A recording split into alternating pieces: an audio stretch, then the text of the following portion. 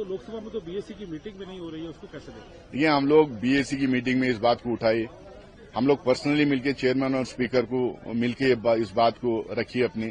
हम लोगों ने notice well with in the rules of the house, both in Lok Sabha and Rajya Sabha हम लोगों ने नोटिस दिए।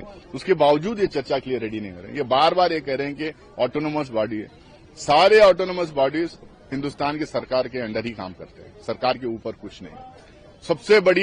सबसे बड़ा फोरम हिंदुस्तान में अगर कोई है चर्चा करने का तो वो पार्लियामेंट है। पार्लियामेंट में ही चर्चा होना चाहिए।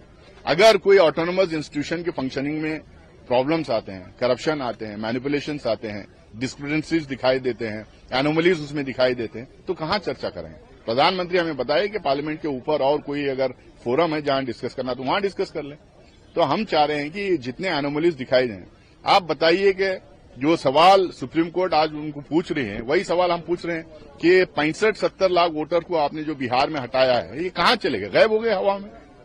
या नहीं तो 55-60 लोग जो लाख वोटर्स को जो महाराष्ट्र में आपने ऐड किया है, वो कहां से आ गए? कौन लोग वो हैं जो अचानक जो है 3 महीने के अंदर इतने वोटर्स ऐड हो गए? तो एक स्टेट में वोटर्स ऐड करके चुनाव जीतेंगे और एक स्टेट में वोटर्स डिलीट करके चुनाव जीतेंगे। अब तीसरे स्टेट में क्या करेंगे? मुझे लगता है कि चौथे स्टेट में तो इलेक्शन ही बंद कर देंगे। इसके ऊपर चर्चा जरूरी है। चर्चा से सरकार को भागना नहीं चाहिए। चर्चा के लिए हम तैयार हैं।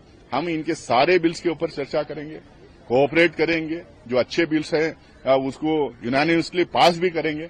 लेकिन जो महत्वपूर्ण मुद्दे जो लोगों के, उसको जो अपोजिशन उठाती है, इनको अकोमोडेट करना चाहिए और चर्चा करना चाहिए। आखिरी सवाल